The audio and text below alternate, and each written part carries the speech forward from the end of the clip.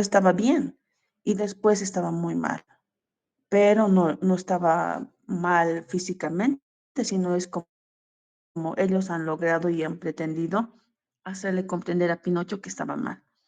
Segundo, por ejemplo, le dan un diagnóstico de alergia, un diagnóstico errado, haciendo una anamnesis y un examen físico general como tiene que ser, y no lo es, ¿no?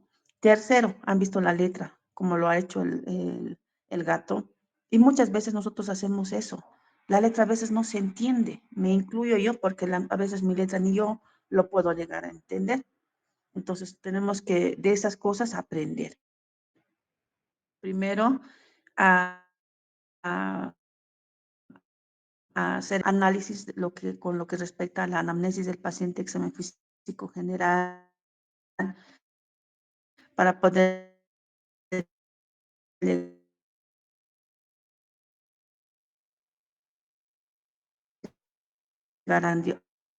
a un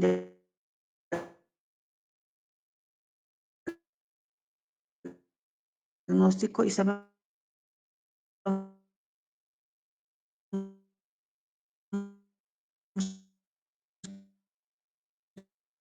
que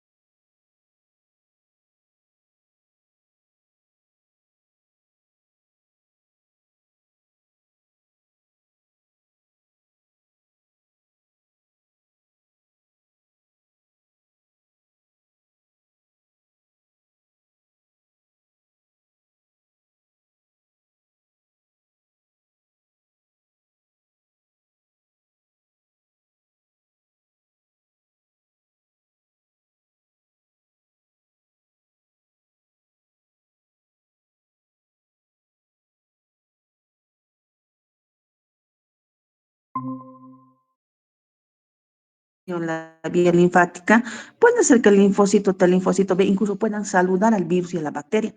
¿Por qué? Porque no lo reconocen como extraño. Tienen que esperar que venga la célula presentadora de antígenos a nivel del órgano linfoide secundario para reconocerlo y recién activarse y generar anticuerpos, por ejemplo.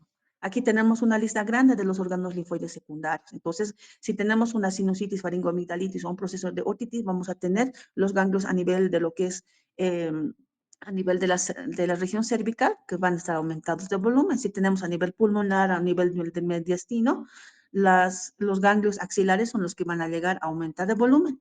Y a nivel, por ejemplo, de la ingle, en los procesos infecciosos de una infección urinaria, por ejemplo. Eso es normal en un paciente que tiene la respuesta inmune, como les decía, normal. Por ejemplo, pueden ser niños que estén con mucha infección, otitis o infecciones múltiples y no haya la presencia de ganglios.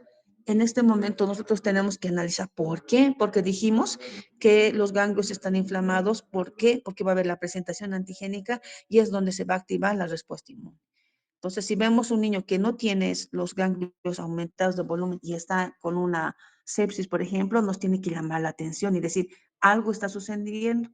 Ahora, si fuera un paciente normal que no tiene ningún proceso infeccioso, pero sí tiene los ganglios aumentados de volumen, eso también nos tiene que llamar la atención, porque en los casos oncológicos sí podemos encontrar en los linfomas, por ejemplo, o en otro tipo de procesos, este tipo de activación, o sea, este proceso inflamatorio de los ganglios. O en las personas mayores arriba de los 60 años, igual, si el abuelito está sanito, pero vemos que hay ganglios a nivel axilar, inguinal, también nos está indicando de que puede ser un proceso oncológico. La siguiente.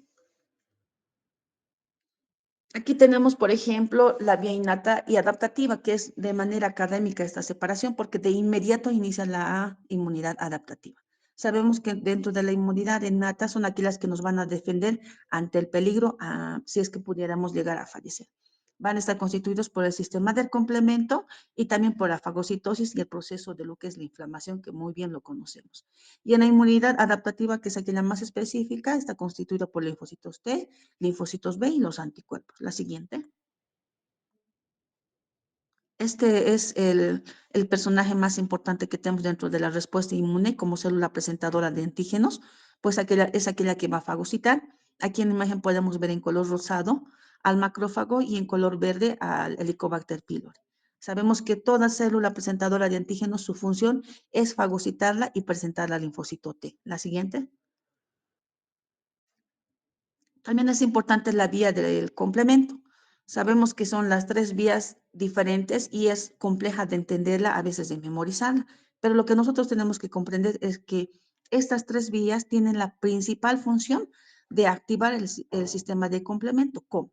La primera vía, por ejemplo, la vía alternativa o la vía alterna es aquella que va a activar el sistema del complemento a través de los microorganismos.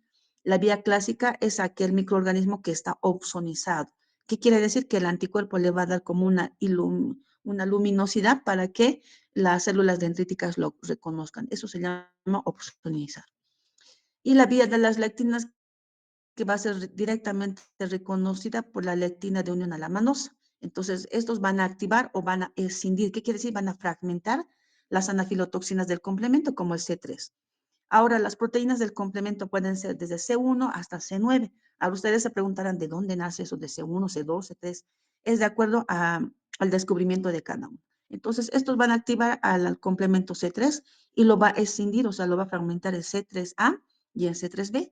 El C3A va a tener la finalidad de ir a nivel de lo que es el proceso inflamatorio, como les decía, opsonizando los microorganismos o a los antígenos para que sean reconocidos por la célula dendrítica.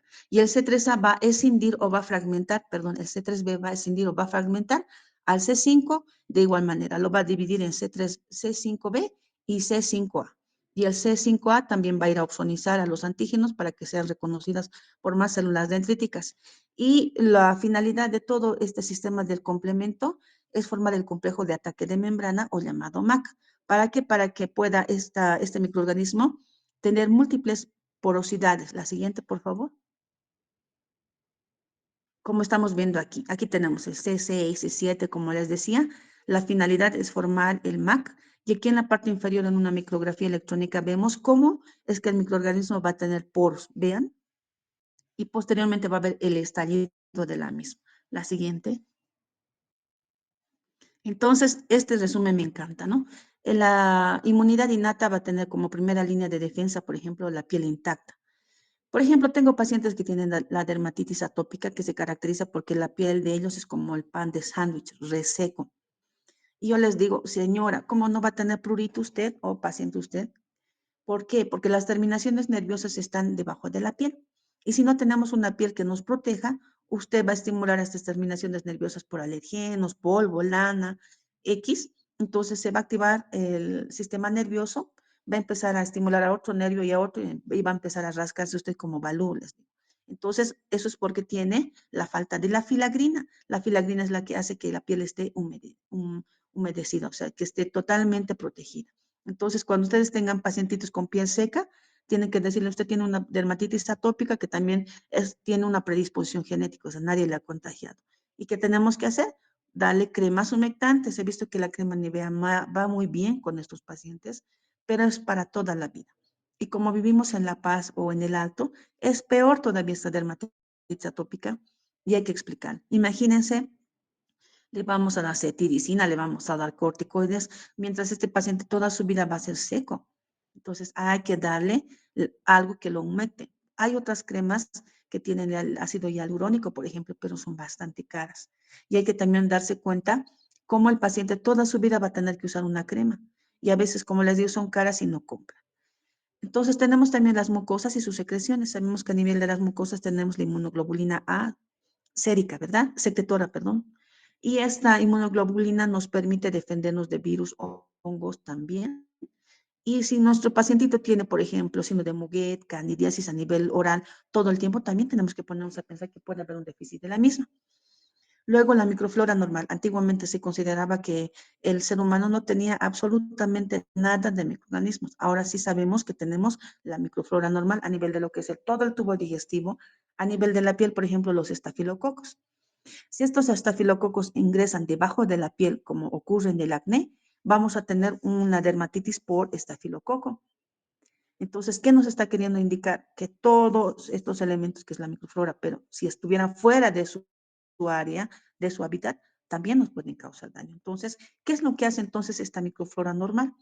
Estimula el sistema inmune para que cuando exista un evento realmente que pueda poner en riesgo nuestra vida, esté nuestro sistema inmune activo.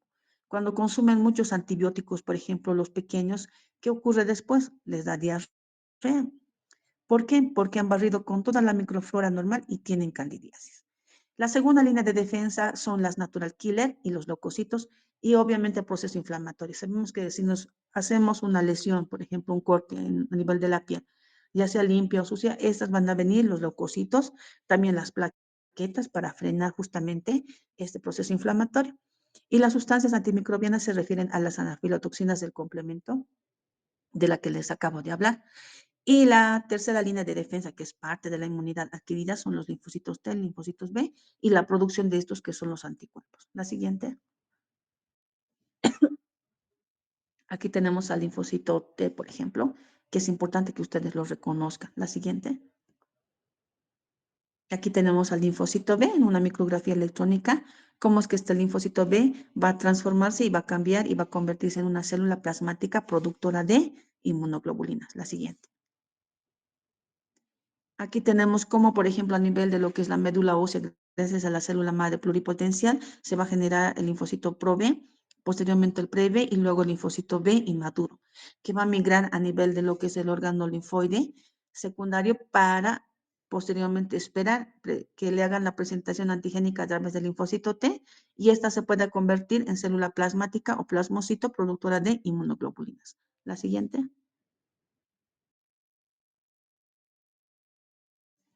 Aquí tenemos, por ejemplo, sigue la cantidad de inmunoglobulinas que hay, ¿no? La inmunoglobulina G es aquella que nos va a indicar que es un proceso pasado, la inmunoglobulina M, que es la que nos dice que es un proceso activo, la inmunoglobulina A, la D y la E. La E tiene mucho que ver con los procesos parasitarios y alérgicos, y la inmunoglobulina D, que no se la reconoce en el torrente sanguíneo, pero es aquella que va a actuar como los receptores de los linfocitos T o B. Y también sabemos que estas células van a producir, por ejemplo, citocinas proinflamatorias como la interleucina 1, 6.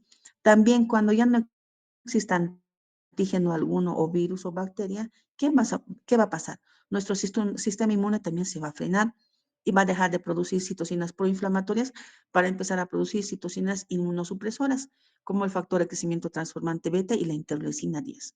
¿No? También van a estimular, por ejemplo, a citocinas mielopoyéticas. ¿Qué quiere decir? Para que se vayan dividiendo más y más lo que son los linfocitos B.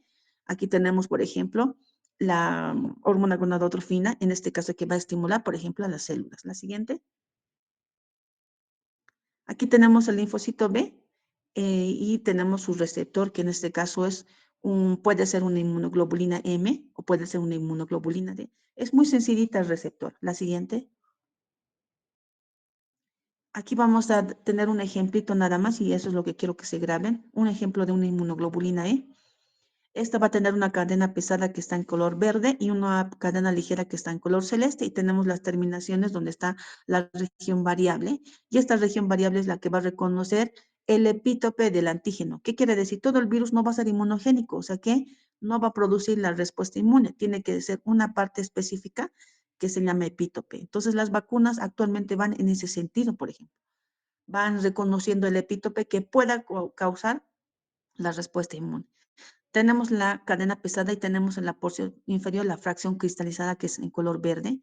Esta es muy importante porque a nivel de lo que son los basófilos, por ejemplo, tenemos los receptores de fracción cristalizada para la inmunoglobulina E Entonces, cuando nosotros tenemos un proceso alérgico, este va a estar activo y ante la presencia de un nuevo antígeno, de manera directa, esta inmunoglobulina E va a reconocer el antígeno y va a degranular los mastocitos a nivel del torrente sanguíneo, a nivel de la piel, diré, los mastocitos, y a nivel del torrente sanguíneo, los basófilos. La siguiente. Aquí tenemos las citocinas. Con este ejemplo les quiero decir que, por ejemplo, el factor de necrosis tumoral alfa, que tiene un peso de 17 kilodaltons, quien lo produce son los macrófagos y los linfocitos T. ¿Y a quiénes va a ir a actuar esta citocina? A nivel de lo que son las células endoteliales, haciendo la activación del del proceso inflamatorio y también la coagulación. A nivel de los neutrófilos, lo que va a producir es activación del mismo, a nivel del hipotálamo fiebre, a nivel del hígado va a haber síntesis de proteínas de fase aguda, a nivel del músculo, por ejemplo, y de la grasa, es que es el tejido celular subcutáneo, va a haber incremento del catabolismo que nos va a producir la caquexia, y en otros tipos celulares va a producir la apoptosis. Entonces, este factor de necrosis tumoral alfa, que es una citocina, va a ir a actuar de diferentes maneras y en diferentes células. Entonces, este es el principal, por ejemplo, la principal citocina en una inflamación. Por eso es que cuando nosotros estamos resfriados o tenemos un proceso inflamatorio, tenemos dolor de cabeza, fiebre, malestar, dolor osteomuscular. Ya saben que el factor de necrosis tumoral es el responsable de este síntoma. La siguiente. Les dejo eso para que lo puedan leer. Los linfocitos T, por ejemplo, una vez que se originan a nivel de la médula ósea, gracias a la célula madre pluripotencial, van a ir a nivel del timo. El timo es el órgano donde va a estar una célula que va a permitir, por ejemplo, le va a dar un examen, digamos, ¿no? Le va a tomar un examen en el cual, perdón, en el cual, por ejemplo, va a reconocerlo si es extraño o no. Imagínense que el consultorio fuera el timo, ¿no? Yo soy la célula epitelial y cada uno de ustedes son linfocitos TCD4 o linfocitos TCD8. Entonces yo les voy a tomar un examen, les voy a presentar una célula de nuestro organismo. Puede ser una célula endotelial y uno de los linfocitos TCD4 dice, doctora, eso es un virus. Yo le digo, no, tú te has aplazado. Tú vas a sufrir lo que es la muerte celular programada o apoptosis. Eso es la selección negativa. Puede ser que otro linfocito TCD4 venga y me diga, doctora, no, eso no es un virus, es una célula endotelial o miocardiocita. Entonces le digo, muy bien, tú has aprobado. Y eso se llama la selección positiva. Tú estás preparado y puedes ir al órgano linfoide secundario. Lo mismo pasa con los linfocitos TCD8.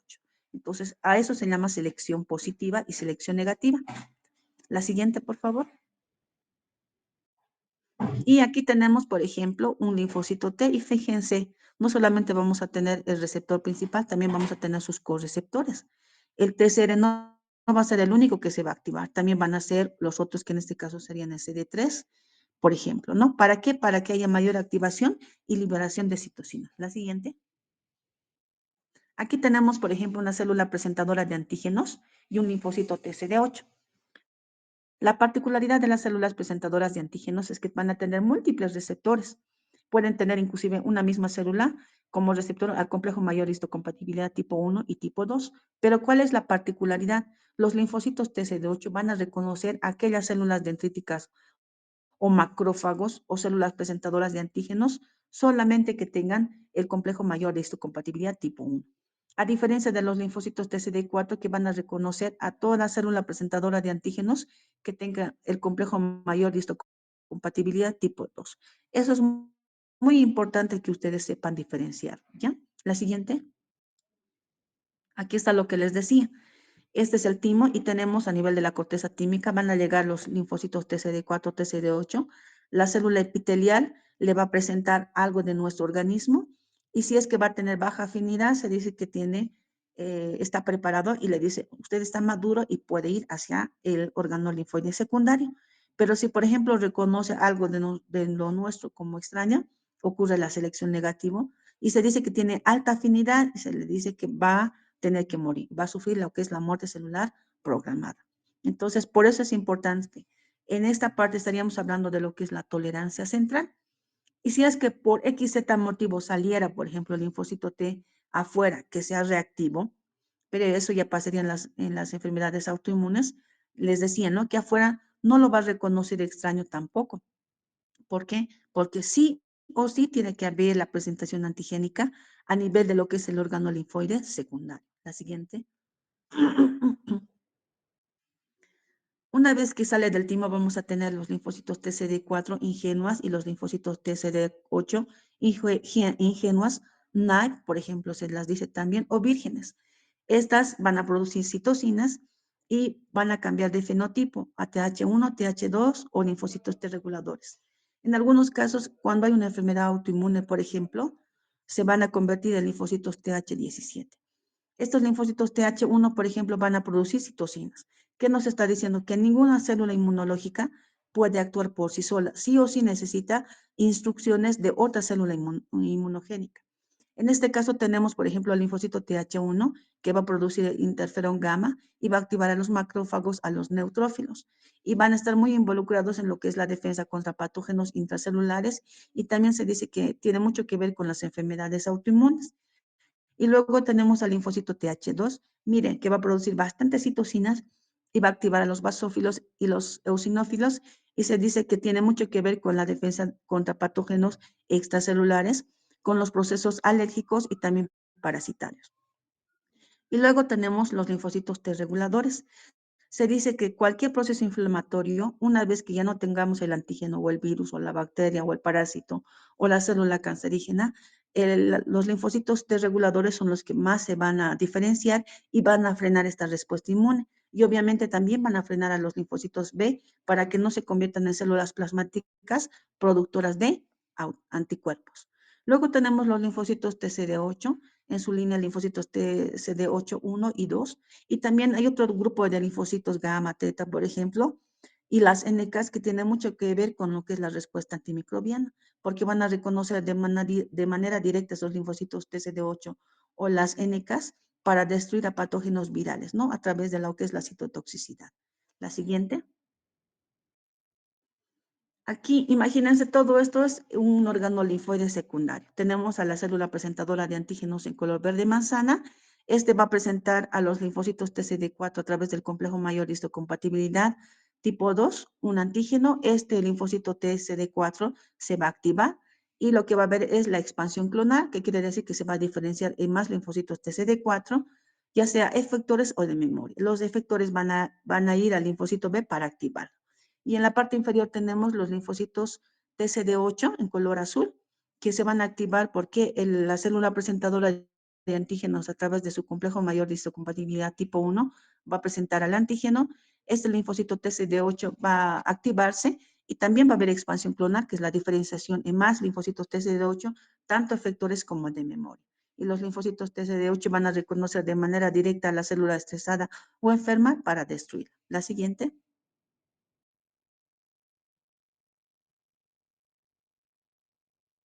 Entonces, ustedes se tienen que acordar toda la vida que todo este proceso de activación de la respuesta inmune ocurre en un ganglio linfático. Aquí tenemos en color naranja la célula presentadora de antígenos que lo presenta el linfocito T en color rojo. Este linfocito T lo va a presentar al linfocito B que está en color violeta. Ese linfocito B se va a convertir en célula plasmática productora de anticuerpos. Entonces, todo este evento ocurre en el órgano linfoide secundario. La siguiente. Entonces, por ejemplo, aquí tenemos lo que es la sinapsis inmunológica. Tenemos el linfocito T y el linfocito B. Lo que les decía, no solamente va a ser la presentación del antígeno por el TCR o por el BCR, también tiene que haber coestimuladores, o sea, va a haber la participación de múltiples correceptores para que se active. La siguiente. Aquí tenemos, ¿no? ¿Cómo es que va a haber el reconocimiento del linfocito T, del linfocito B con el antígeno que va a presentar el linfocito T? Se va a activar y se va a convertir en célula plasmática productora de anticuerpos. La siguiente. Este es el mecanismo de análisis de los linfocitos T citotóxicos, ¿no? Por ejemplo, aquí tenemos la célula blanco, que puede ser una célula estresada, o sea, una célula cancerígena, o puede ser una célula enferma, como en el caso de la hepatitis B, por ejemplo, que va a tener en su interior al virus. Entonces, esta a través de sus receptores, el FAS ligando, y a través del complejo mayor de histocompatibilidad tipo 1, ese linfocito T citotóxico lo va a reconocer de manera directa y va a causar su apoptosis. Va a decir, ¿sabes qué? Tú estás enfermo, estás dañado y muérete. La siguiente. Aquí tenemos la participación de la NK, que de igual manera va a reconocer a la célula estresada y le va a causar la muerte celular programada, o va a reconocer a la célula infectada, también va a causar la apoptosis. La siguiente. Este es el resumen donde, por ejemplo, el linfocito B, una vez que le presenten al antígeno, va a convertirse en célula plasmática productora de anticuerpos. Estos anticuerpos van a opsonizar a los microorganismos y van a activar a más células de la respuesta inmune, que pueden ser más neutrófilos, por ejemplo, o también van a activar a la vía del complemento. En la parte inferior tenemos cómo esta célula presentadora de antígenos lo activa al linfocito T, que está en color rojo. A través de la producción de citocinas, va a activar a más macrófagos, va a activar a más neutrófilos para que puedan ir hasta el lugar del proceso de inflamatorio, y también va a hacer que haya mayor expansión clonal de los linfocitos TCD4 y TCD8. En la parte inferior tenemos cómo es que estos linfocitos T citotóxicos o CD8 van a reconocer de manera directa, les decía, a la célula estresada o enferma para producir lo que es la apoptosis. Luego tenemos los linfocitos T reguladores, que van a frenar el proceso inflamatorio y obviamente también van a frenar que haya mayor expansión clonal de estos linfocitos T. Y luego tenemos las natural killer, que de igual manera que los linfocitos T citotóxicos van a reconocer a la célula estresada para producir la apoptosis. La siguiente. Entonces, teniendo en cuenta esto, vamos a mostrar, por ejemplo, las alteraciones que podemos encontrar. Recordando algo muy importante, la respuesta inmune que hace va a destruir virus, hongos, bacterias, parásitos y células cancerígenas. Esa es la principal función del sistema inmune. ¿Quiénes lo constituyen? Van a ser, por ejemplo, el complemento, los macrófagos, células dendríticas, linfocitos T, linfocitos B y los anticuerpos. Entonces, por ejemplo, hay tres alteraciones. Vamos a tener primero uno, lo que son las alergias, porque este sistema inmune va a reconocer algo de nuestro entorno, que puede ser pelo de gato, pelo de perro, polvo, plantas, medicamentos, puede ser alimentos, por ejemplo, como extraños. Eso ya tiene una predisposición genética, una falla en alguno de los cromosomas. O sea, el paciente que tiene alergia, nadie le ha contagiado, nadie le ha transmitido. Obviamente que sí, el abuelo, el papá, por ejemplo, tiene alergia, o la mamá, el hijo va a tener más tendencia a tener alergia. Entonces, eso es muy importante. Seguramente ustedes lo han llevado ya con el profesor Arraya. Entonces, eso es lo más importante. En el caso de que exista una inmunodeficiencia primaria, ¿qué quiere decir? Que la causa va a ser a nivel de la producción de estas células del sistema inmune, a nivel de la médula ósea, por ejemplo, gracias a la célula madre pluripotencial. Puede ser que esta célula madre pluripotencial no permita o esté fallida y no tengamos linfocitos T, linfocitos B, no tengamos macrófagos funcionales. O puede ser que esta célula plasmática no produzca inmunoglobulinas correctas. O puede ser que se produzcan inmunoglobulinas que no tengan la cadena variable y que no tengan la cadena ligera, la cadena pesada, perdón. Que no tengan la cadena ligera, no tengan la cadena pesada. Entonces, hay una alteración en alguna de esas estructuras. Por eso es importante ustedes que sepan que es primaria. ¿Por qué? Porque la afectación va a ser a nivel de las células de la respuesta inmune, muy diferente a la inmunodeficiencia secundaria. La inmunodeficiencia secundaria, como su nombre lo indica, es secundaria a algo. Puede ser, por ejemplo, al uso de inmunosupresores, al uso de corticoides en nuestros pacientes que tienen una enfermedad autoinmune. Usamos inmunosupresores. Entonces, le estamos condicionando a que nuestro paciente tenga las defensas bajas, en pocas palabras, y sea susceptible de un proceso infeccioso. Los pacientes que tienen inmunodeficiencia primaria no van a fallecer por la inmunodeficiencia primaria, van a fallecer por el proceso infeccioso que está cursando. Porque este pacientito no va a ser capaz de poder destruir virus, hongos, bacterias, parásitos. No va a ser capaz, su sistema inmune no es competente como para reconocer una célula cancerígena. Sabemos que en el proceso de cáncer, ¿qué ocurre? Hay una diferenciación muy rápida. Entonces, el sistema inmune, lamentablemente, no tiene esa capacidad para reconocer a la célula cancerígena y destruirla. Entonces, eso es muy importante que ustedes sepan. Dentro de otra alteración van a venir las enfermedades autoinmunes, donde el sistema inmune reconoce algo de lo nuestro como extraño y empieza a producir autoanticuerpos contra nuestros autoantígenos. Por eso es que en el grupo yo les preguntaba a los estudiantes cuál es el autoantígeno que el sistema inmune va a reconocer como extraño. Ahí está el ADN, ahí están las ribonucleoproteínas, por ejemplo, el RNA. Por eso es que nace ahí los autoanticuerpos, anti-DNA, anti-CCP, por ejemplo, ¿no? Entonces, ya saben ustedes, en esta imagen podemos ver que el alergeno, que puede ser cualquier elemento del medio ambiente, alimento o fármaco, lo va a reconocer el organismo como extraño. Ahí tenemos el virus, por ejemplo, que en un paciente que tiene una inmunodeficiencia primaria, este proceso infeccioso viral lo puede eliminar. Por eso es que nosotros pedimos el perfil TORCH, por ejemplo, para ver citomegalovirus, si no le está condicionando un proceso infeccioso, herpes y demás. Entonces, en el caso de la autoinmunidad, va a reconocer como extraño. También hay pacientes que necesitan, por ejemplo, un trasplante renal y como decimos que el sistema inmune reconoce lo extraño y lo trata de liquidar, entonces si nosotros hacemos un trasplante de órgano, posiblemente en este paciente, por más que tenga el HLA idéntico, lo va a reconocer como extraño y puede ser un fracaso este trasplante. Entonces, en ese sentido, se inmunosuprime el paciente que va a recibir el trasplante, por ejemplo. ¿Ya? La siguiente. Yo hago mucho énfasis en que ustedes aprendan a hacer la inmunopatogenia. ¿Por qué? Porque ustedes ya van a saber de dónde sale esta patología, de dónde nace el proceso infeccioso, qué células están alteradas para que no haya una correcta respuesta. Aquí tenemos, por ejemplo, el ciclo de replicación del SARS-CoV-2. Aquí tenemos un neumocito y en la membrana tenemos los receptores de la enzima convertidora de la angiotensina que va a reconocer al virus del SARS-CoV-2 y sabemos que la proteína más inmunogénica es la proteína S. Esta al reconocer va a ingresar y lo que va a ver es el estallido de la misma y va a liberar el ARN viral. Este ARN viral, gracias a la replicasa, va a formar el complejo de replicación del ARN genómico. Posteriormente van a ver las proteínas de transcripción, como la NSMI del virus. Posteriormente se va a formar este mismo ARN viral y se va a ensamblar gracias al aparato de Golgi y al retículo endoplásmico. Nuevamente se va a formar lo que es la vesícula y va a salir a través de la membrana como un virión. Para mí es importante este ciclo. ¿Por qué? Porque yo tengo que saber dónde van a actuar los fármacos. Por eso es que les digo cuál es el mecanismo de acción de los fármacos en las enfermedades autoinmunes. ¿Dónde actúa? A nivel del linfocito T, a nivel del linfocito B, a nivel de los anticuerpos. Siempre les hago esa pregunta. Por ejemplo, en el tema del COVID se ha hablado mucho del famoso Remdesivir. Todo el mundo quería Remdesivir. ¿Por qué? Porque el Remdesivir lo que hacía era inhibir la replicasa. Al inhibir la replicasa, no había el complejo de replicación del ARN y obviamente no había el ARN viral y no se formaban los viriones. Por ejemplo, también se ha hablado de la cloroquina.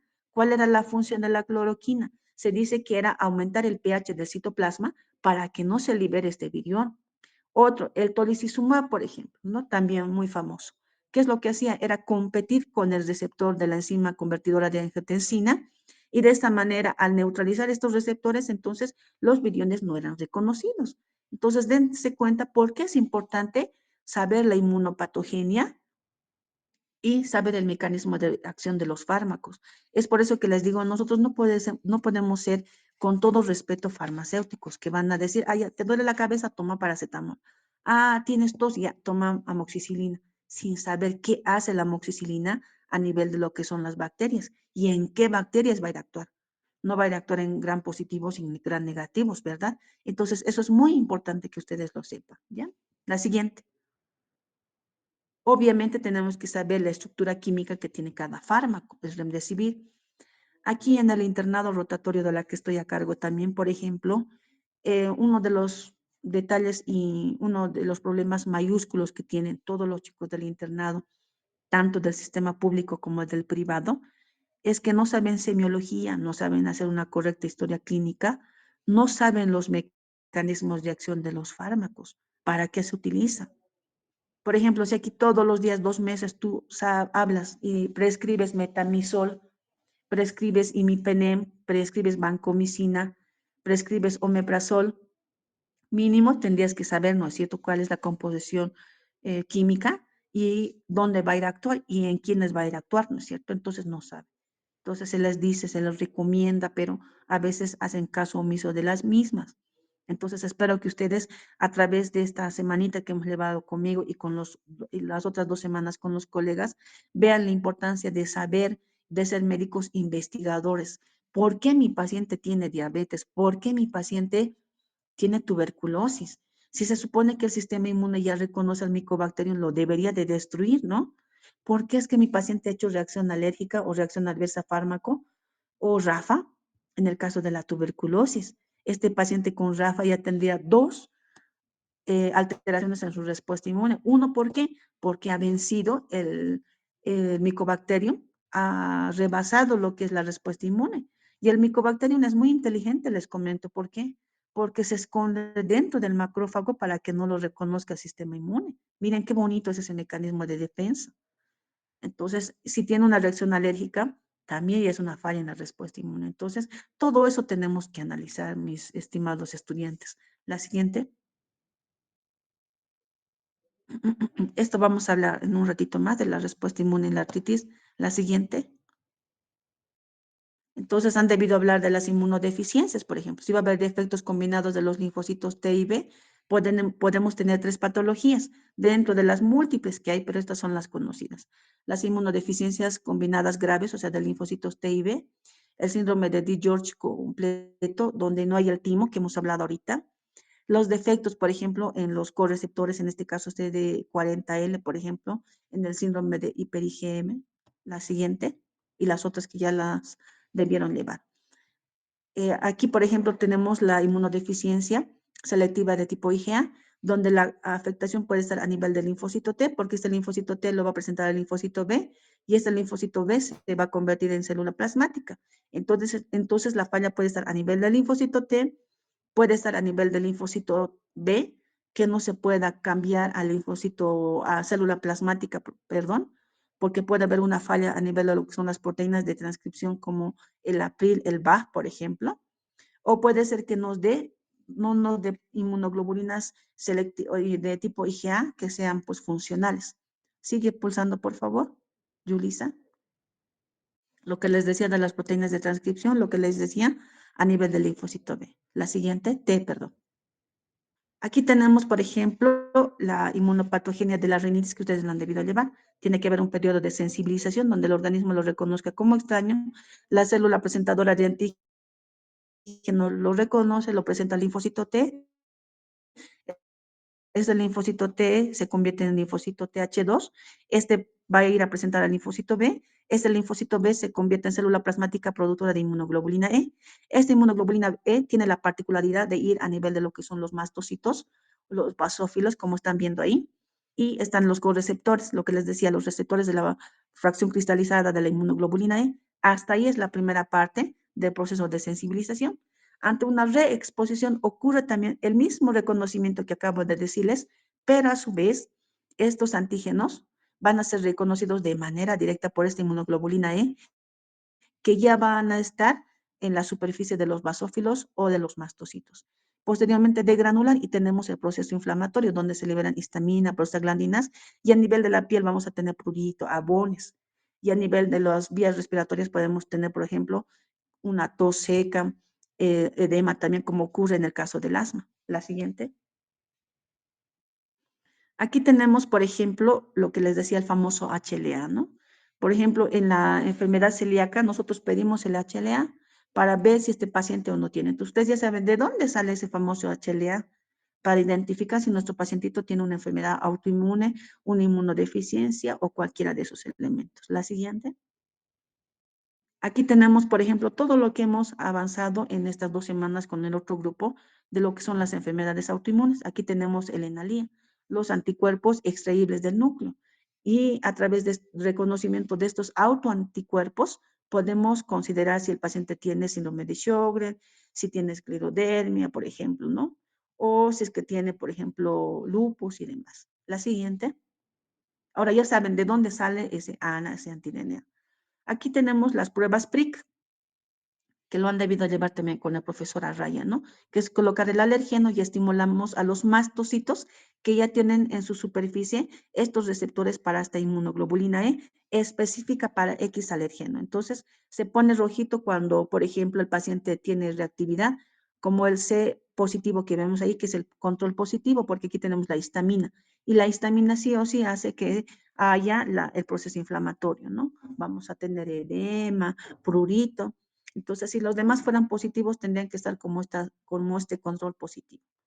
En la otra imagen tenemos las pruebas parche, que es aquella que nos va a permitir identificar si el paciente tiene una hipersensibilidad de tipo 4 mediada por linfocitos TCD4 o TCD8, a diferencia de la prueba PRI que nos mide y nos dice si el paciente tiene, por ejemplo, una hipersensibilidad de tipo 1 mediada por inmunoglobulina E, que nos puede condicionar el shock anafiláctico. En el caso de la hipersensibilidad de tipo 4, nos va a dar una alergia, digamos, retardada, no va a ser de inmediato. Entonces, por eso es que los pacientes dicen, aquellos que tienen o toman, por ejemplo, carbamazepina, aquellos que están tomando medicamentos antituberculosos, dicen, doctora, después de tomar un mes he empezado a tener pápulas, prurito. Entonces nosotros hacemos las pruebas parche, que es dejar el fármaco ahí en la espaldita, puede ser, y hacer la lectura a las 48 y 72 horas. Entonces, si va a ser positivo, también vamos a encontrar pápulas, eritema en ese lugar. Seguramente también esto han debido llevarlo ya con la profesora Ray. Pero ya es como un resumen que les estoy haciendo de todo lo avanzado. La siguiente.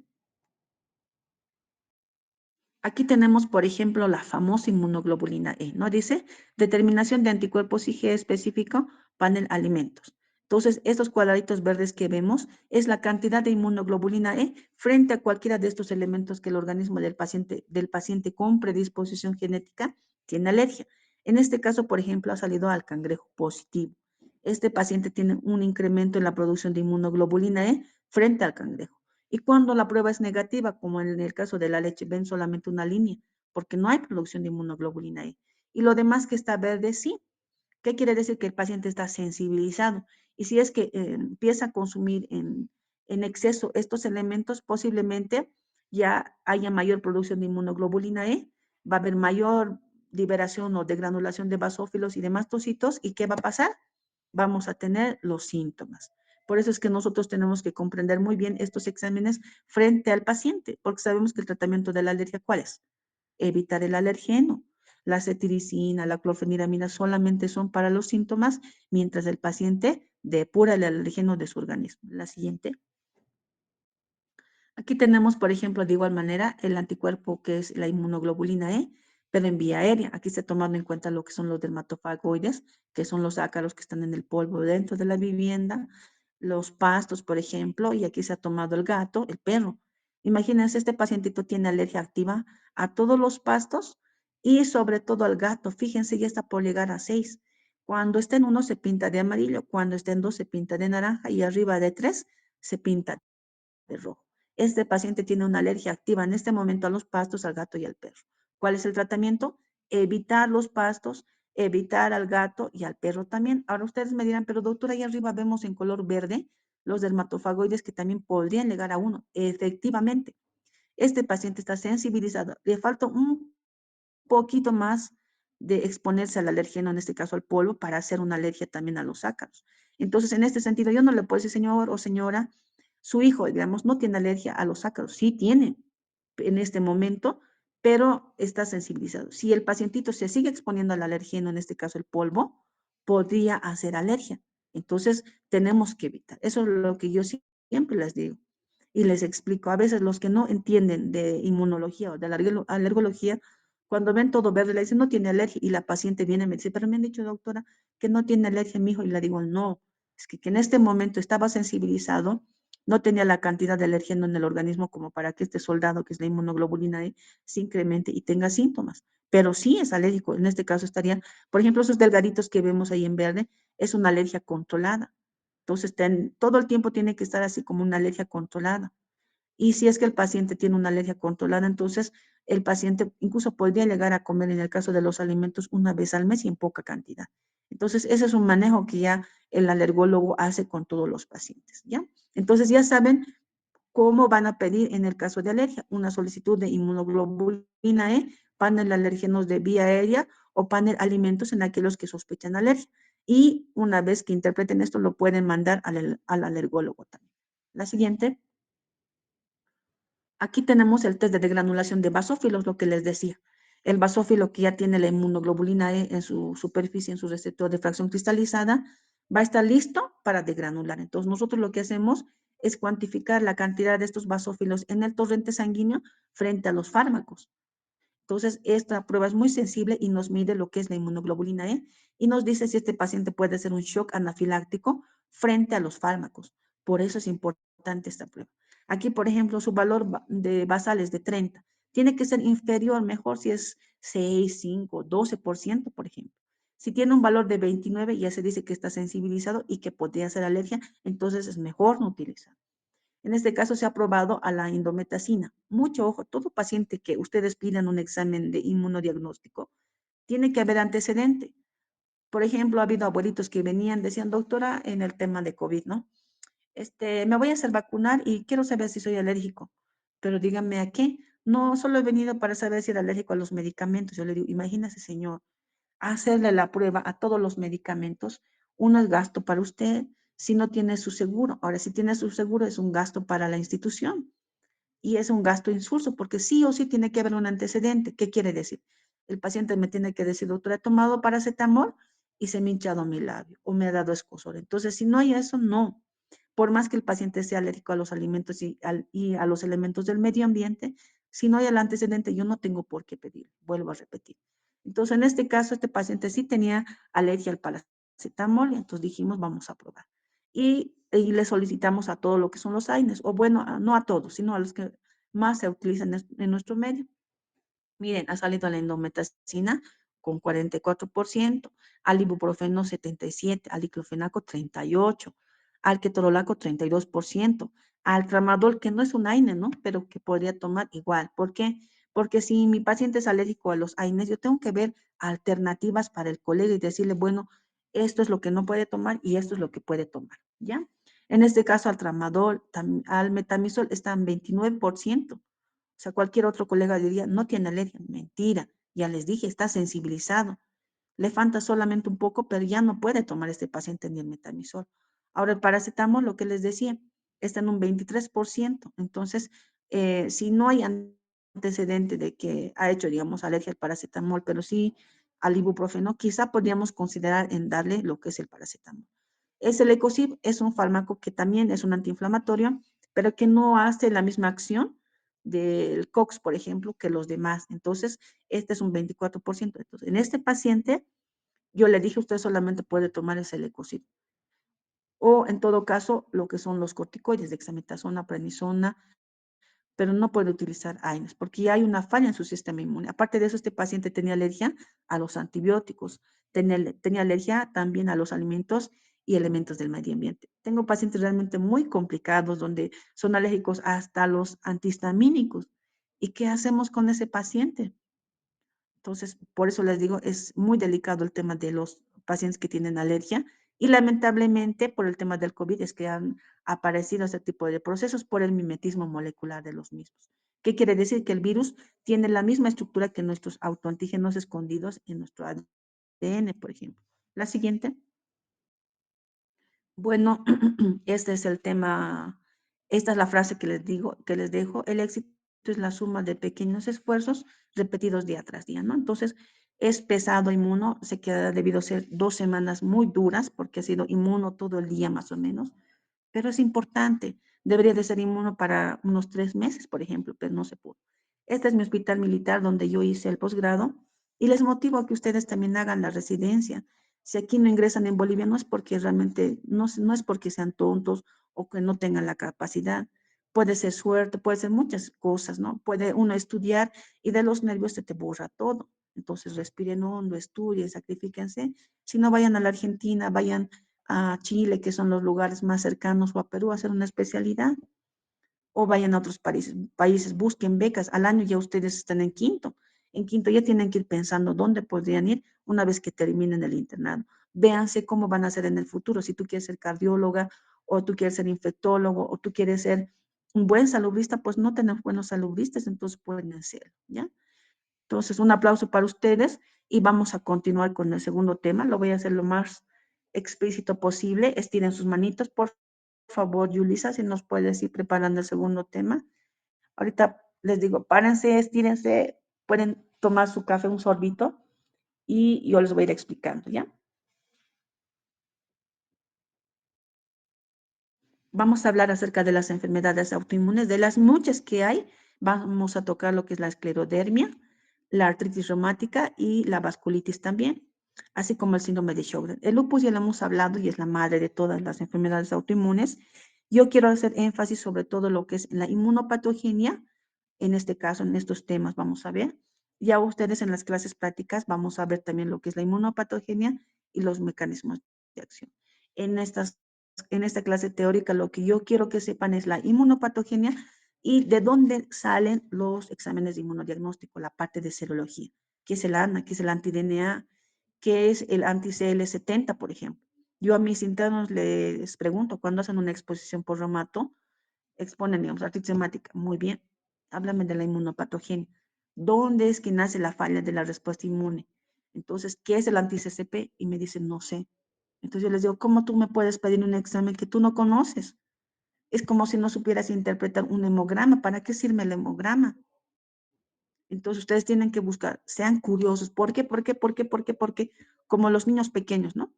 Que están entre los 2, 3 años, todo te preguntan. ¿Por qué el helado es rico? ¿Por qué la galleta?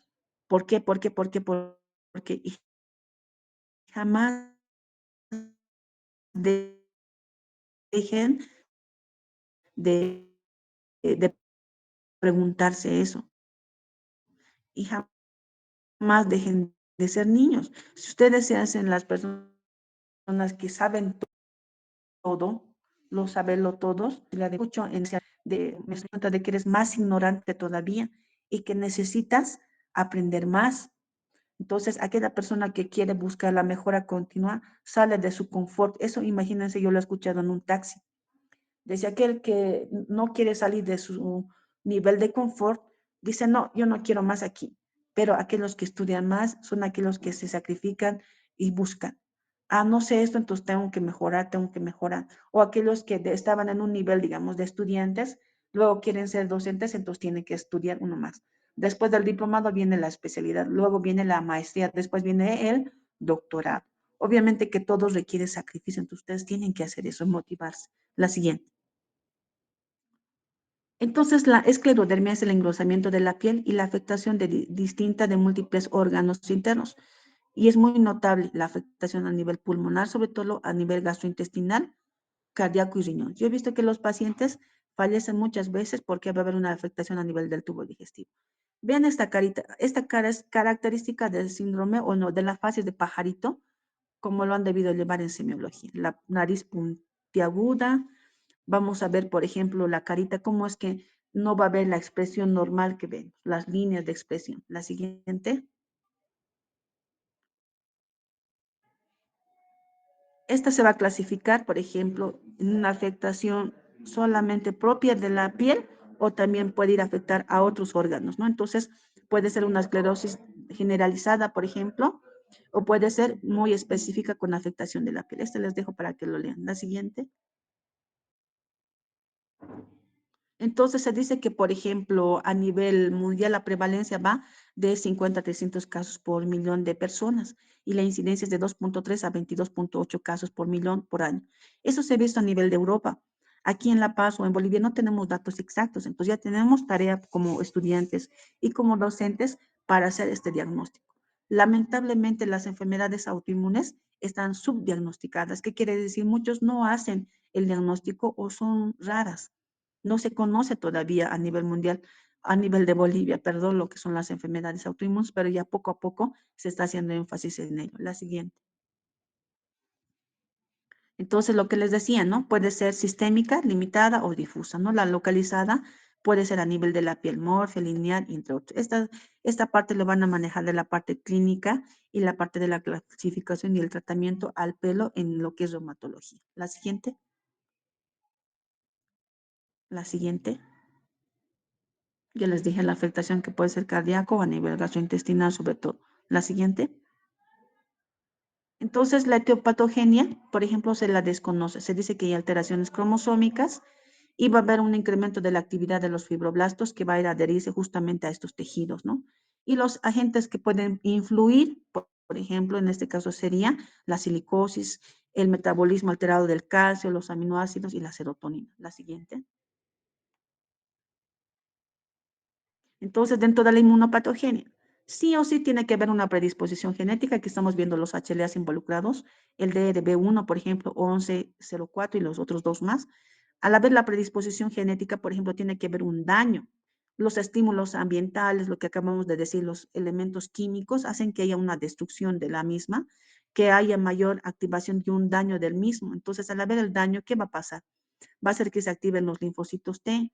Estos linfocitos T, por ejemplo, van a hacer que haya una disminución de los linfocitos T reguladores, va a haber una activación de los linfocitos TH17 y de los linfocitos TH2. ¿Y qué van a hacer? Es por una parte, ¿no? Que haya mayor activación de los macrófagos. Estos macrófagos van a hacer que haya mayor activación de los fibroblastos. Y estos fibroblastos van a hacer que se acumule justamente mayor cantidad de ello, de colágeno a nivel de los tejidos y vamos a tener la fibrosis. Por otra parte, al haber el daño, por ejemplo, ¿qué va a pasar? Va a haber la liberación de nuestros autoantígenos. En este caso van a ser, por ejemplo, la proteína topoisomerasa, van a ser también los RNPU3U1, por ejemplo. ¿Qué son estos? Son ribonucleoproteínas que están a nivel de lo que es el núcleo. Entonces, estos al haber el daño, la célula dendrítica que estamos viendo en gris lo va a reconocer. ¿Y qué va a hacer? Lo va a presentar al linfocito T, este linfocito T lo va a presentar al linfocito B, y ese linfocito B se va a convertir en célula plasmática, productora de qué? De estos autoanticuerpos que estamos viendo aquí. Los anticentrómeros, los anti-CL70, los anti-MPCL7, que todos estos provienen de su terminología en inglés, por si acaso. Estos autoanticuerpos son pregunta de examen, por si acaso, chicos. Entonces, en la escleroderma va a haber mayor activación de los fibroblastos, va a haber producción de los autoanticuerpos que estoy mencionando. La siguiente. ¿Ya? Entonces, al haber los factores lesivos, va a haber activación y apoptosis del endotelio, va a haber mayor angiogénesis, vasculogénesis defectuosa, pero va a haber activación de los fibroblastos, va a haber un proceso inflamatorio crónico con liberación de citocinas y todo ello nos va a conllevar a qué? A la fibrosis, ¿no? Y vamos a tener por ello la esclerodermia, la fibrosis pulmonar, la fibrosis miocárdica, la fibrosis a nivel de lo que es el tubo digestivo, por ejemplo, ¿no? También va a haber activación de las plaquetas, como va a haber un daño a nivel del endotelio, entonces va a haber una vasoconstricción y va a haber una remodelación vascular. ¿No? Vamos a tener, si va a haber una vasoconstricción, no va a haber buena irrigación y podemos tener úlceras digitales, entonces. Y obviamente un daño a nivel renal. La siguiente.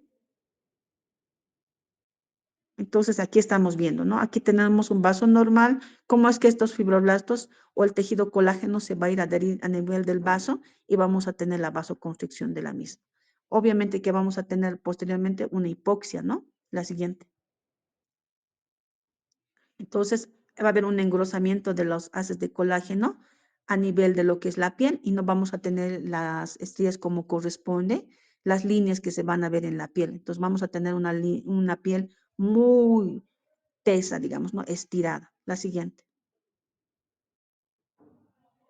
Todo esto es lo que les acabo de explicar, ¿no? Entonces ya lo vamos a dejar. La siguiente. Las manifestaciones clínicas van a ser acorde al órgano afectado. Si solamente va a ser a nivel de la piel, va a haber la ausencia de los pliegues normales que tenemos. Si va a ser a nivel, por ejemplo, de los vasos, porque va a haber una vasoconstricción, vamos a tener, por ejemplo, manos azuladas y vamos a tener frialdad en las manos. Entonces, eso nos va a conllevar, por ejemplo, a que tengamos el fenómeno de Raynaud. Obviamente, a nivel articular, a nivel cardíaco, a nivel renal, también los mismos que ya conocemos. Va a haber una dificultad respiratoria a nivel pulmonar, a nivel del tubo digestivo, va a haber dificultad para deglutir inclusive. La siguiente.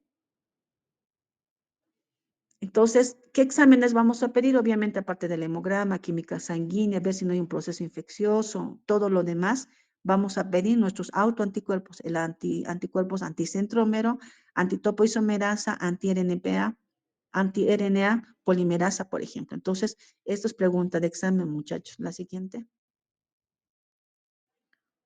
Hay la clasificación según la EULAR, por ejemplo, depende mucho del engrosamiento de la piel, si va a haber lesiones o no, telangiectasias, por ejemplo.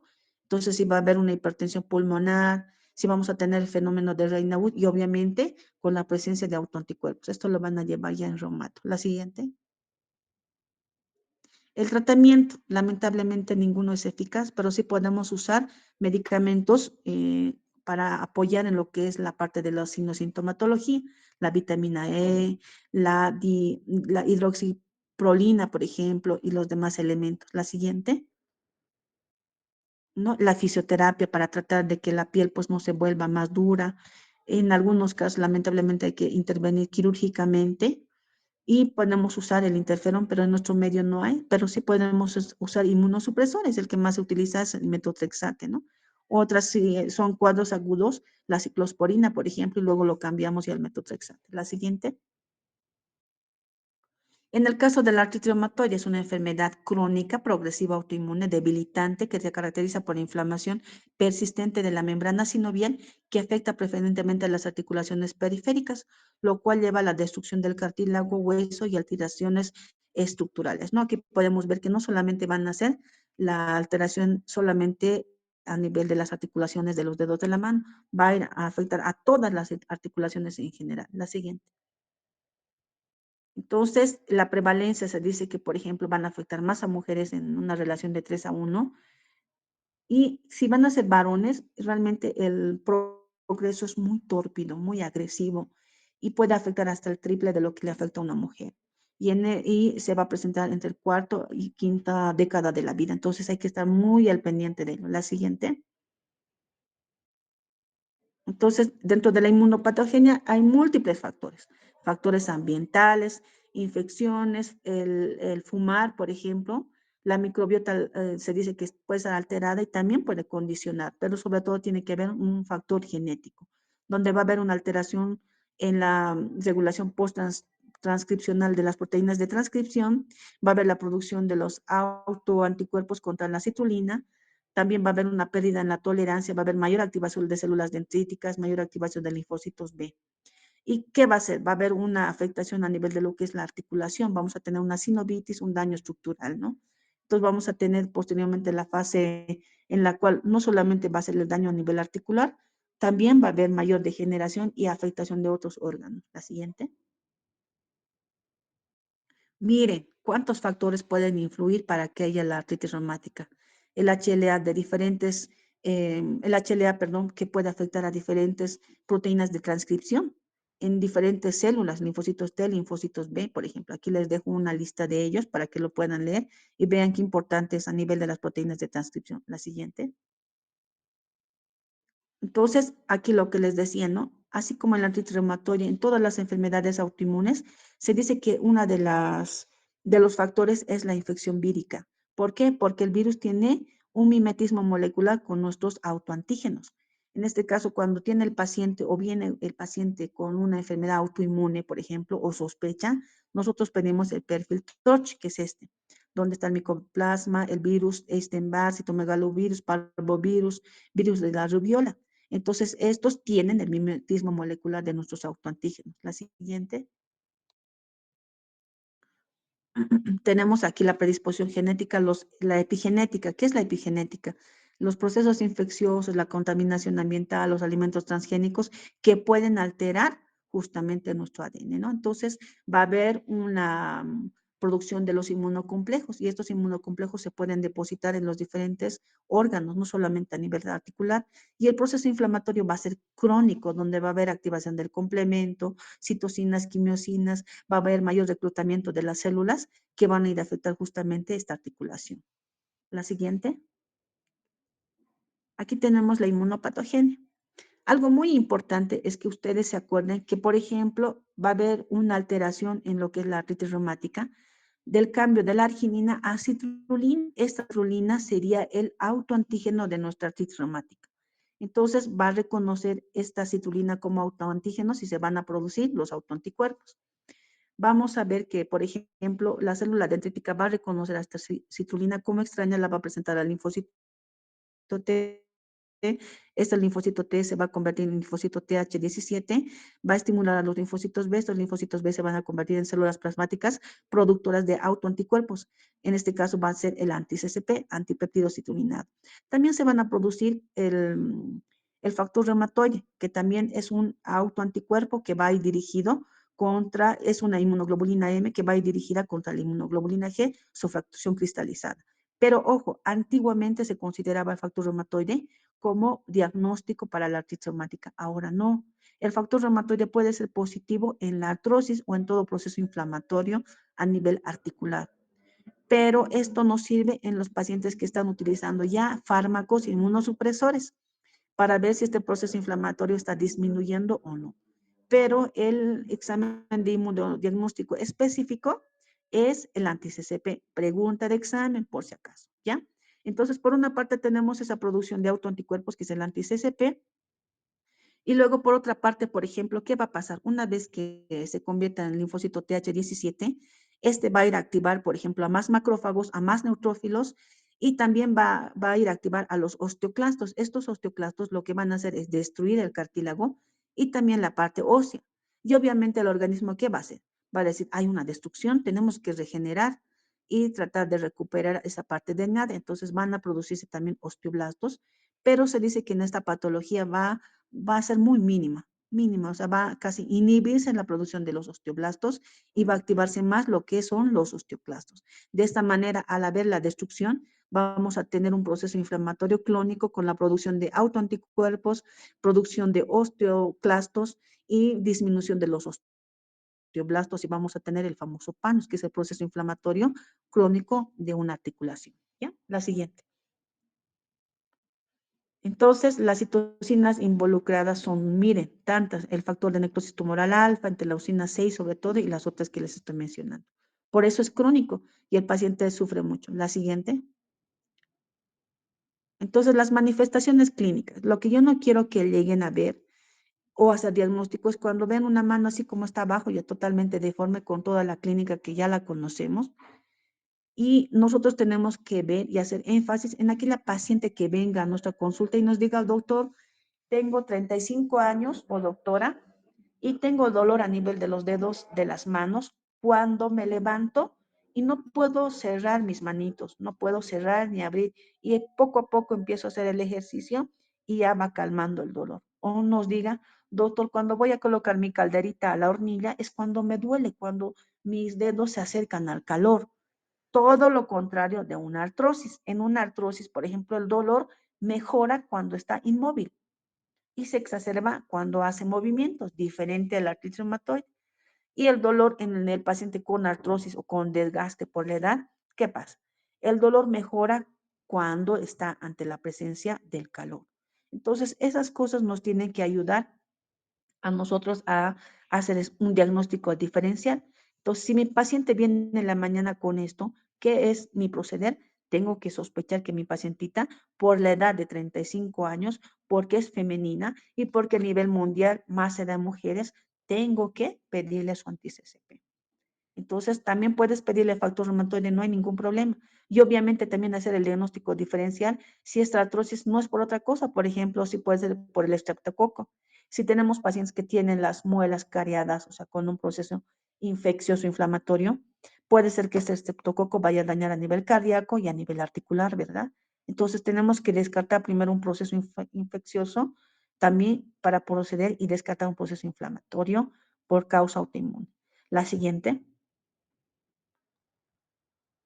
Entonces, al haber, por ejemplo, este daño, se dice que va a haber activación a nivel hepático, también tiene que ver mucho con lo que es resistencia a la insulina, los ácidos grasos, que es muy importante, pero por el factor tiempo en esta semana no lo hemos podido avanzar. Seguramente van a llevarlo ya en reumato. Como les decía, lo más importante para mí es la inmunopatogenia.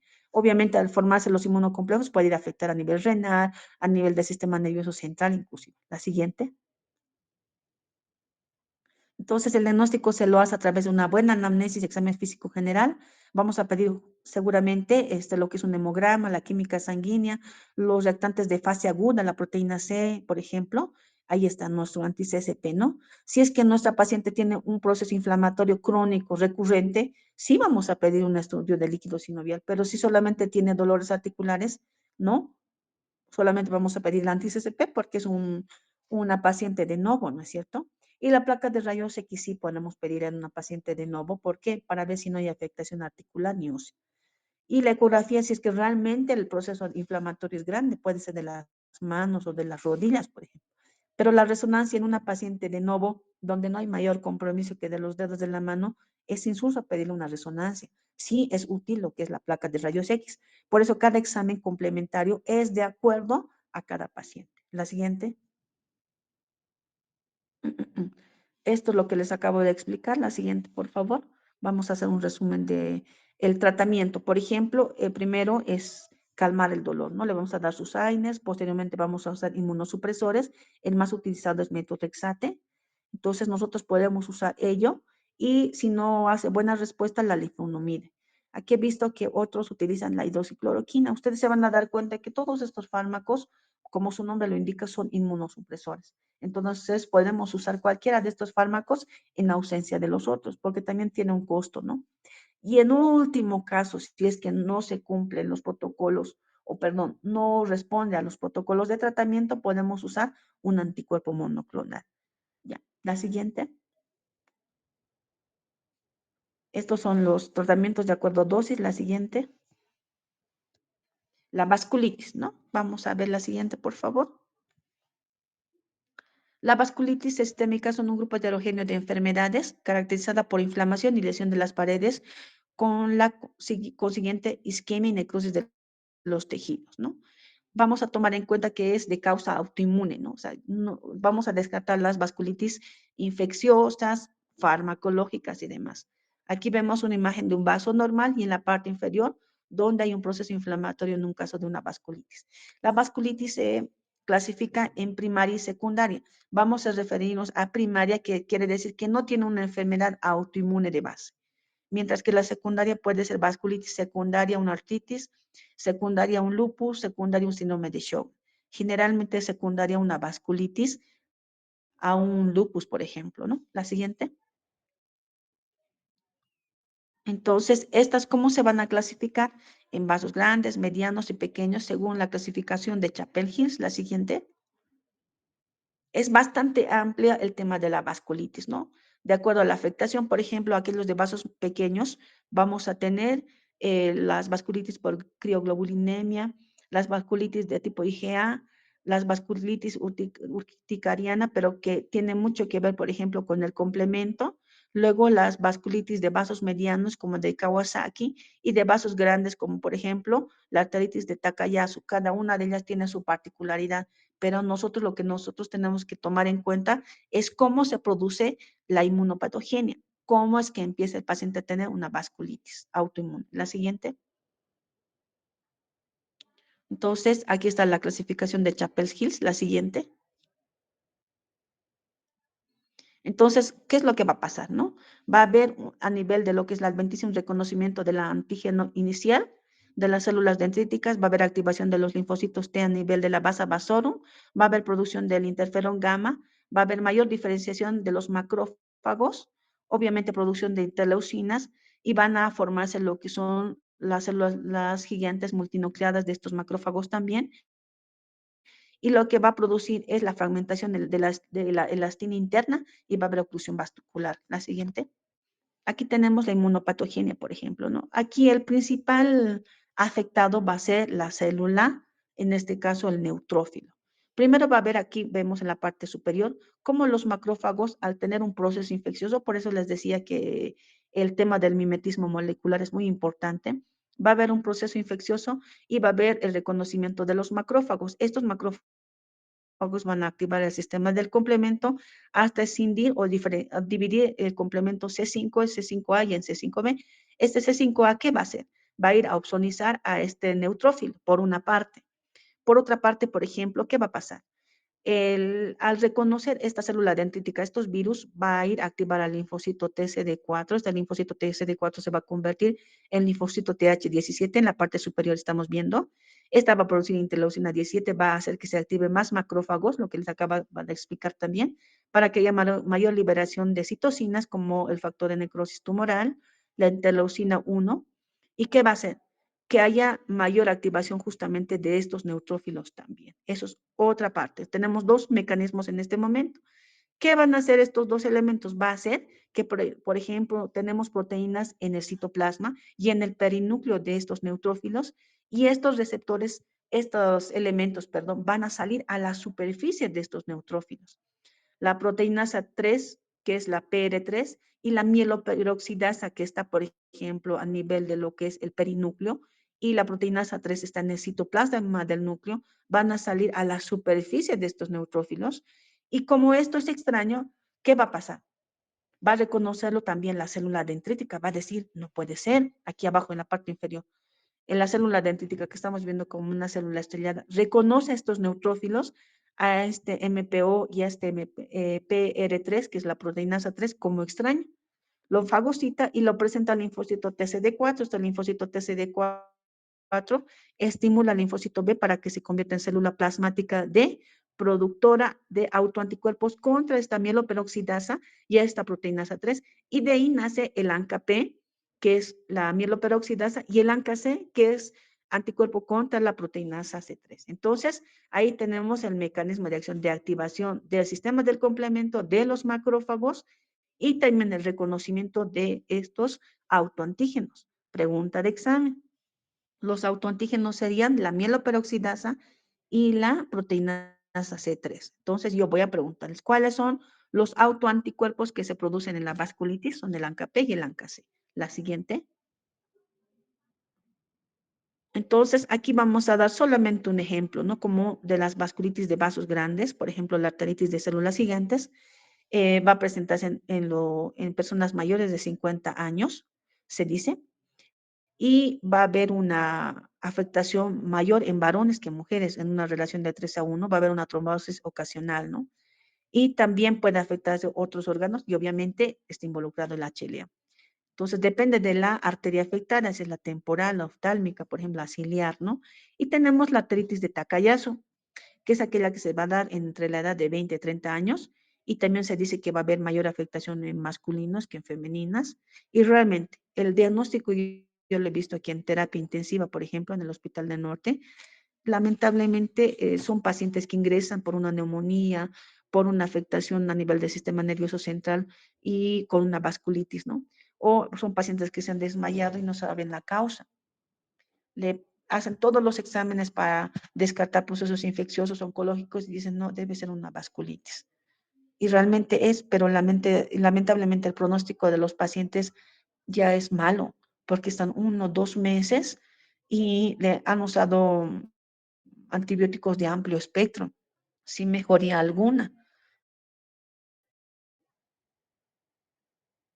¿Y qué hacemos? Si es un paciente con una vasculitis infectado y si yo lo inmunosuprimo, ¿qué hago? Voy a hacerlo susceptible a que tenga una sepsis. Pero tampoco nos podemos quedar ahí. Se le da tratamiento inmunosupresor, responde, pero sigue sobreinfectándose y lamentablemente fallece. Ay, perdón. Por eso les decía que las vasculitis tienen un pronóstico malo. La siguiente. Entonces, si va a ser una vasculitis de vasos grandes, puede haber una afectación de la célula de la arteria temporal. Entonces va a haber, por ejemplo, cefalea, claudicación mandibular, puede haber hiperestesia del cuero cabelludo, alteraciones visuales, ¿no? La siguiente.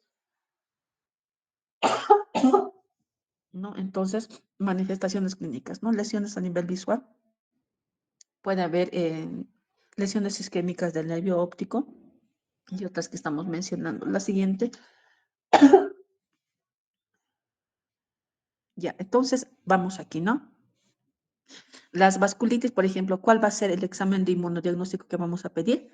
El ANCA-P y el ANCA-C. Importante, pregunta de examen. La siguiente.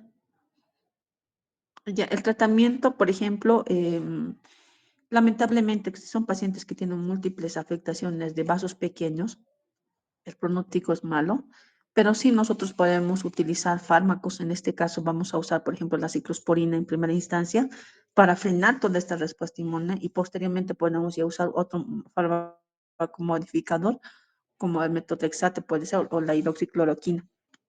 La siguiente.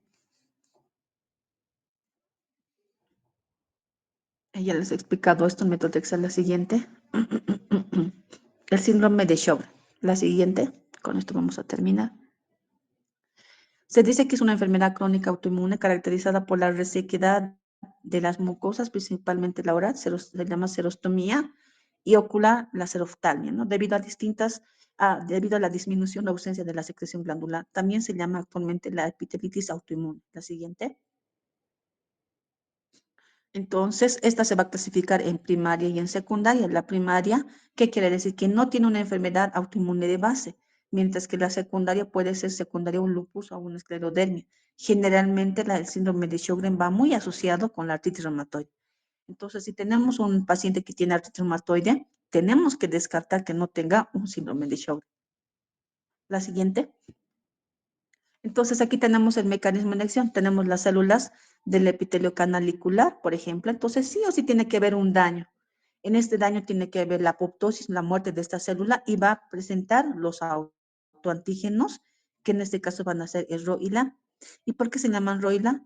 Por ejemplo, esto vienen de sus terminaciones en inglés, ¿no? Estas proteínas son ribonucleoproteínas que se van a expresar y el sistema inmune a través de la célula dendrítica lo va a reconocer como extraño y lo va a ir a presentar al linfocito T, el linfocito T al linfocito B, y el linfocito B se convierte en célula plasmática productora de autoantígenos contra este RO y este LA. Por eso tenemos anti-RO y el anti-LA, o anti-SSA y anti-SSB, que dice proteínas del síndrome de Sjögren, A y B. Entonces, de ahí provienen sus denominaciones, por si acaso.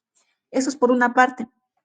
Por otra parte, se dice que estas células del epitelio canalicular expresan el complejo mayor de histocompatibilidad tipo 2, entonces ya estas de manera directa por los linfocitos TCD4, TCD8 van a reconocerlas como extrañas, entonces también la van a destruir, entonces vamos a tener mayor expresión de los autoantígenos, ¿ya? Por eso es que se dice que hay un infiltrado de los linfocitos de manera directa en estos canalículos. La siguiente.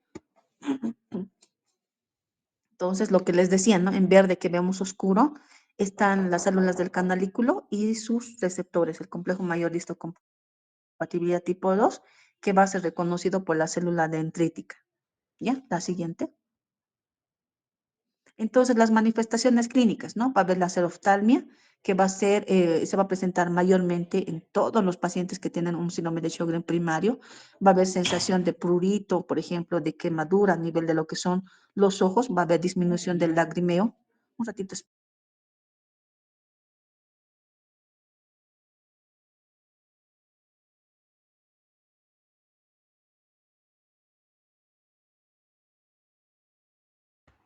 Si no contesto es porque estoy haciendo algo, ¿no? Y es un visitador médico que interrumpe. Eso es muy malo. Ustedes nunca hagan eso, por favor.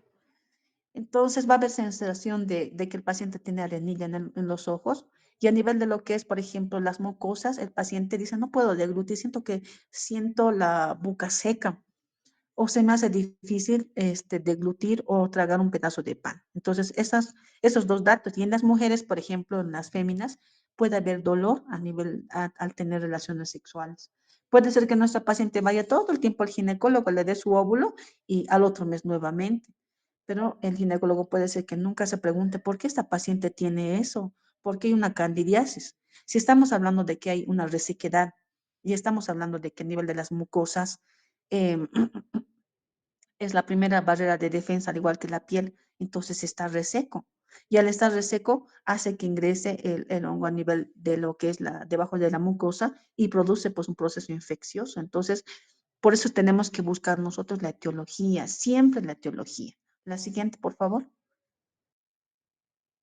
¿No? Aquí están las manifestaciones clínicas. Fíjense esta lengua y esta comisura labial, irritada, reseca, por eso es importante hacer el diagnóstico. También puede ser que nuestro paciente, como no tiene producción de saliva, tenga pues piezas dentarias en mal estado de conservación y eso se llama caries.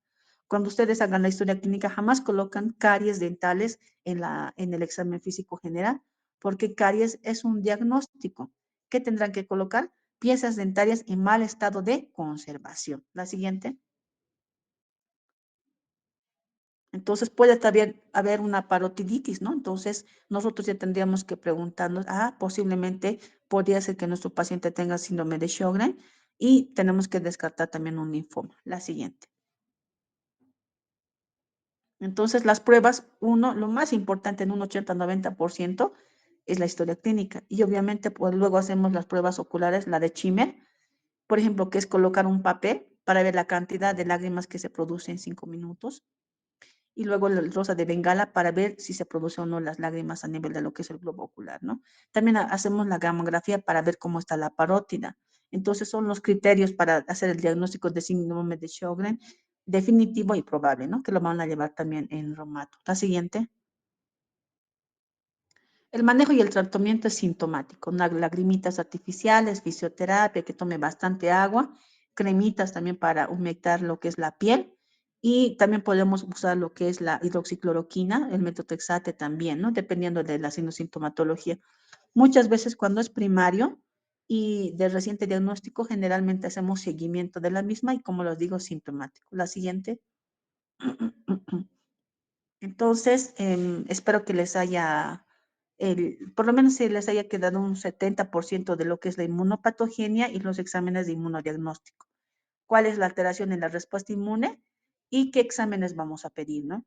Entonces, el mensaje que les dejo, sean curiosos, no se queden con la duda, hay que ser investigadores de nuestros pacientes y hay que hacer una contribución a la sociedad. Ustedes sueñen que pueden hacer muchas cosas, grandes cosas. No se frustren diciendo que somos bolivianos. El boliviano es grandioso. Yo soy boliviana, por eso lo digo. Y no es que mi ego esté en lo alto, pero sí podemos hacer. Si yo lo he logrado, ustedes también pueden hacerlo. Yo quiero verles con especialidades,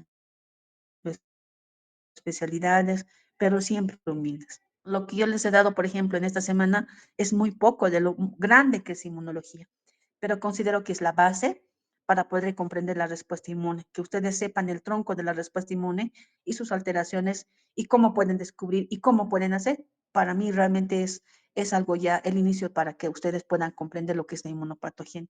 Ahora todo es inmunología. Ustedes si leen un poquito más de la diabetes, está involucrado el sistema inmune. De lo que son los procesos infecciosos, también está involucrado lo que es la respuesta inmune. Entonces, les invito a que sigan leyendo, a que estudien más. ¿Ya?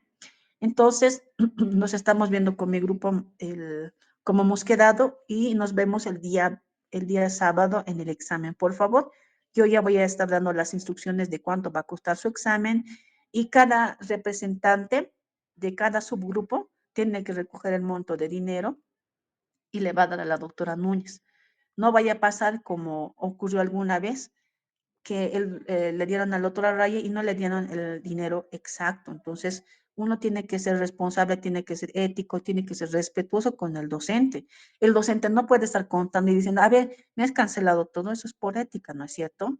Entonces, eso es lo que quiero que hagan. Por favor, yo, como les digo, ya les voy a estar dando las instrucciones, bolígrafos azules, pueden tener una hojita de patrón. Una vez que se culmine el examen, se les envía el patrón y en la semana se dice cuál la nota de cada uno de ustedes en el grupo y si tienen alguna observación me la hacen llegar. En este caso, la doctora Núñez le hacen llegar y si todo está bien, nos quedamos ahí. Ya van a entrar seguramente a su examen final, que es en agosto también. ¿Ya? Un gusto, entonces vayan a sus actividades, por favor. Seguramente ya van a estar con sus docentes. Adiós. Nos vemos el día sábado. Ya no tenemos la clase el jueves ni el viernes. Gracias, doctora. Hasta Está luego. bien, gracias, doctora, muy amable. Gracias, doctora. Hasta luego, doctora, que Gracias. tengas un buen día. Adiós. Igualmente ustedes. Chao, chao.